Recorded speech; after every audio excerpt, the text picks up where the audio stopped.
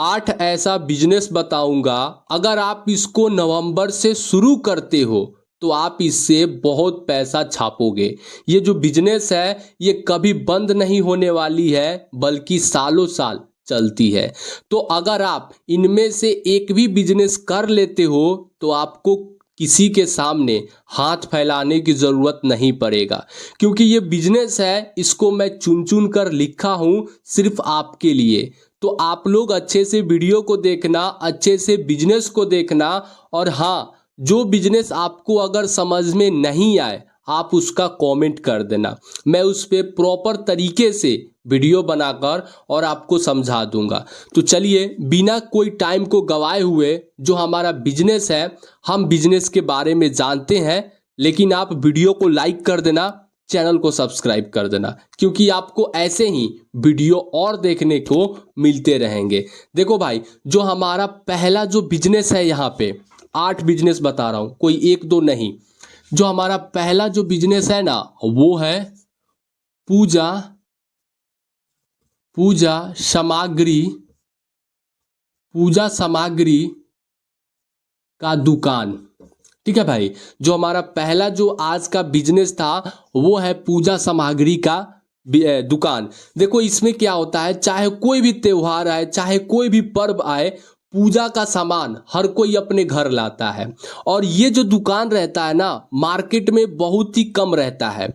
और ऐसे में अगर आप पूजा सामग्री का दुकान करते हो, जिसमें बहुत अच्छे अच्छे, जैसे मान लो कि रोली हो गया, उसके बाद से नारियल हो गया, बहुत सारे पूजे का सामान जो लगता है, वो अगर आप बेचते हैं तो आपका ये दुकान बहुत अच्छा चलेगा, सालों साल चलेगा, और आप इससे पैसा छापते रहोगे।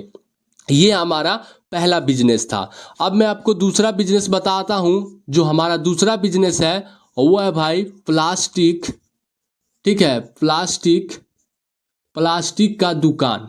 देखो भाई, जो प्लास्टिक का दुकान, जैसे मान लो कि जग आता है, पानी पीने वाला जग हो गया, उसके बाद से कटरे आते हैं, उसमें और भी जैसे मान लो कि कोई कटोरी आता है, उसके बाद से प्लास्टिक का जो भी, मतलब आजकल हम लोग अपने घर में रोज़मर्रे की ज़िंदगी में उसको उपयोग कर रहे हैं, वैसा आपको दुकान खोलना है। जैसे प्लास्टिक का मैंने बता दिया कि जग आता है, बाल्टी आता है, कटरा आता है, उसके बाद से प्लास्टिक का चम्मच, प्लास्टिक का कटोरा, बहुत सारे आइटम आते हैं। तो आप इस चीज़ का भी दुकान कर सकते हैं। आपका वो सामान ना ही सड़ेगा और ना ही कभी गलेगा, और आप इससे अच्छे पैसे भी कमाओगे। अब देखो, जो हमारा तीसरा बिजनेस है वो है भाई कृषि औजार कृषि औजार और पाइप फिटिंग का बिजनेस। यानी कि आप लोग ये ज़रूर देखे होंगे कि गांव और चाहे शहर हो, हर जगह खेती का इस्तेमाल किया जाता है। और वहाँ पे अगर आप जो भी किसान, जैसे कोई भी किसान है, अगर आप उससे कृषि औजार, जैसे मान लो कि कुदाल हो गया, खंती हो गया, उसके बाद से और भी जो खेत में मशीन लगते हैं, या फिर पाइप लगता है पानी को सिंचाई करने के लिए, जो पानी उनी लगता है ना भाई, उसका आप पाइप फिटिंग भी बेच सकते हैं।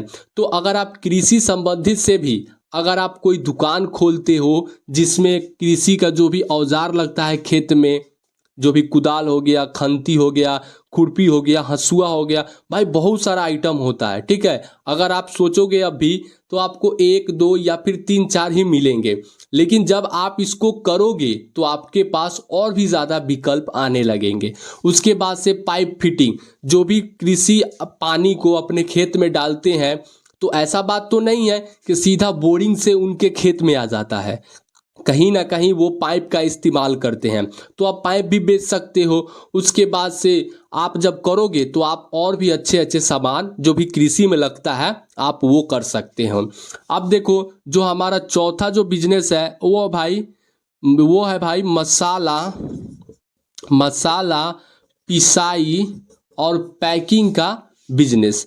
देखो आज के समय में हर कोई यही लोग चाहते हैं कि अच्छे और स्वादिष्ट, और ना ही कोई मतलब शुद्ध से हमको मसाले चाहिए, ना ही उसमें कोई मिलावट हो। और ऐसे में अगर आप अपने घर में या फिर अपने कहीं दुकान पे अगर आप मसाले की पिसाई करते हो, और पैकिंग उसको करके आप चाहे तो इसको दुकान पे भी दे सकते हो, आप खुद भी इसको बेच सकते हो, या फिर आप इसको गांव गांव घूम कर भी बेच सकते हैं। तो ऐसे में अगर आप मसाले पिसाई की मशीन बैठाते हैं तो आपके अच्छी कमाई भी होगा, और या फिर आप उन्हीं मसालों को पैक करके आप किसी बाज़ार में, आप कहीं गांव में, या फिर आप अपने ही दुकान पर बेचेंगे तो लोग आपसे लेना पसंद करेंगे, क्योंकि ना ही उसमें कोई मिलावट है, एकदम शुद्ध और एकदम 100% अच्छा और क्वालिटी में है। तो लोग आपसे ही लेना पसंद करेंगे और आपका ये बिजनेस बहुत ही ज़्यादा चलेगा। और ऐसा बात भी नहीं है कि ये बिजनेस सिर्फ 2 दिन, 10 दिन या फिर महीने या फिर 2 महीने या फिर 6 महीने तक चलते हैं, ऐसा बात नहीं है। हर कोई आपसे आएगा 365 दिन, अगर आप दुकान खोलते हैं तो आपके पास से ले जाएंगे। अब देखो, जो हमारा यहाँ पे 5वां जो बिजनेस है वो है भाई टी शर्ट प्रिंटिंग का बिजनेस।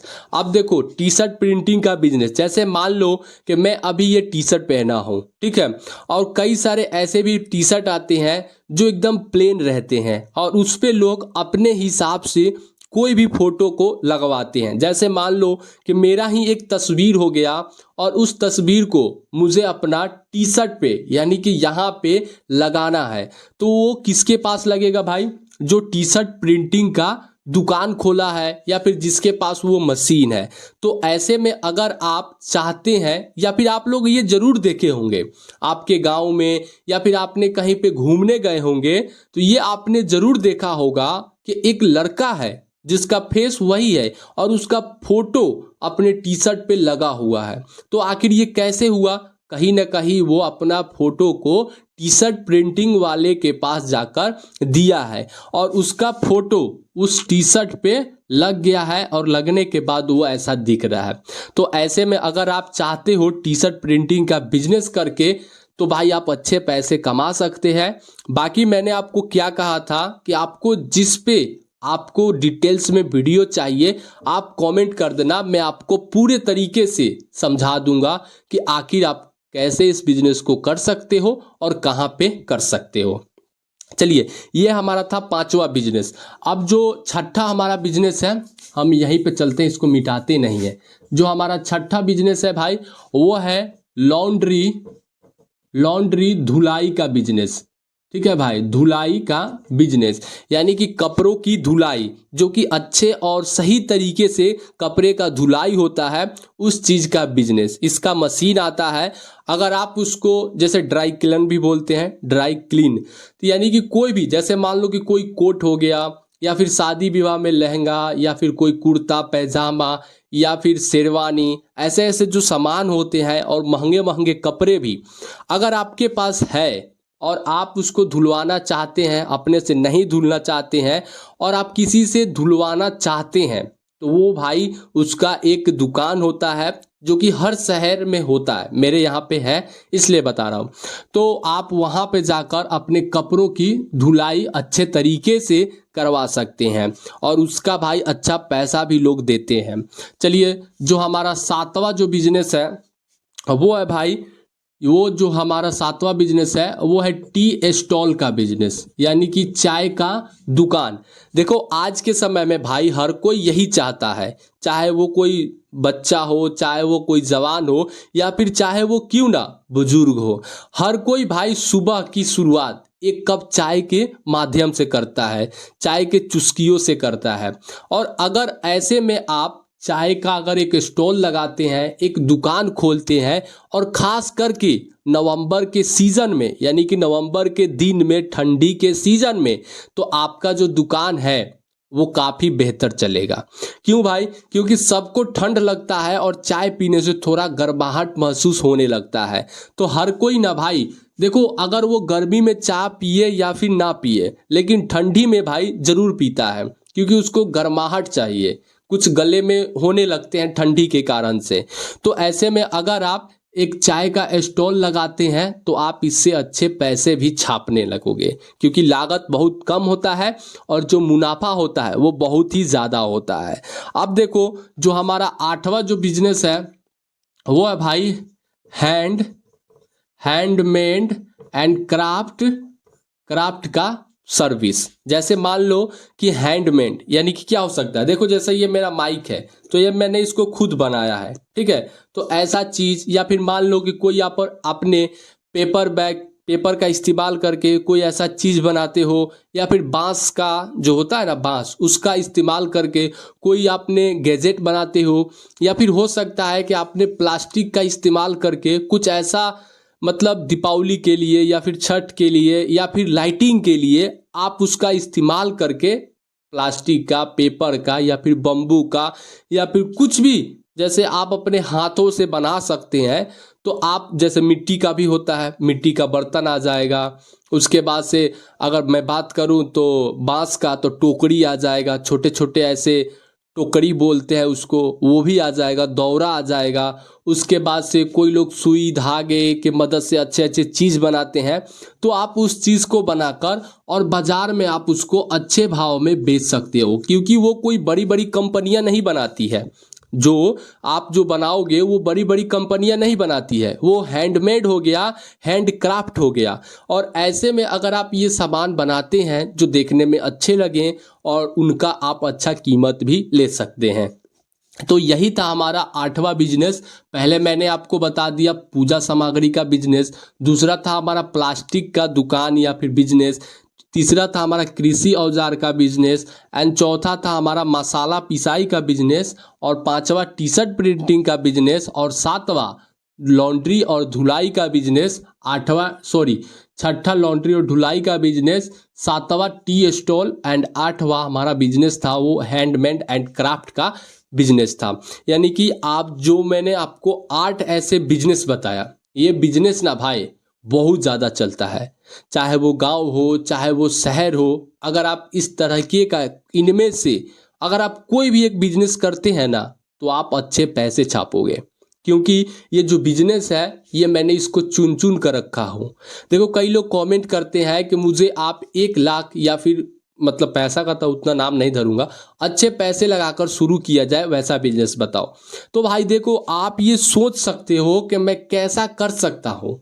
देखो बिजनेस करने के लिए ये नहीं कि सिर्फ आपको पैसा चाहिए, आप किस बिजनेस को करना चाहते हो ये आपके अंदर खुद एक जुनून होना चाहिए। जैसे भाई देखो मेरा क्या है, मैं अभी ये काम कर रहा हूँ, ठीक है, और मेरा ये मन है कि नहीं मैं अब कोई एक फास्ट फूड का दुकान खोलूं, क्योंकि मैं बहुत सारा आइटम बनाता हूँ फास्ट फूड का। तो इसलिए मैं सोचा कि चलो भाई ये तो साथ में है ही, लेकिन मैं कोई एक दूसरा, जैसे मान लो कि साइड इनकम की तरह मैं कोई बिजनेस सोर्स ढूंढूं। तो मैं अपना दुकान भी खोलता हूँ, पहले से भी एक दुकान है, और फिर मैं जाकर अब दूसरा दुकान खोल रहा हूँ। तो ऐसे ही करके आपको एक इच्छा होना चाहिए। अब जैसे मान लो कि मैं तो फास्ट फूड का दुकान, या फिर मुझे फास्ट फूड में ज़्यादा इंटरेस्ट है, तो मैं उस चीज़ का दुकान खोलूँगा।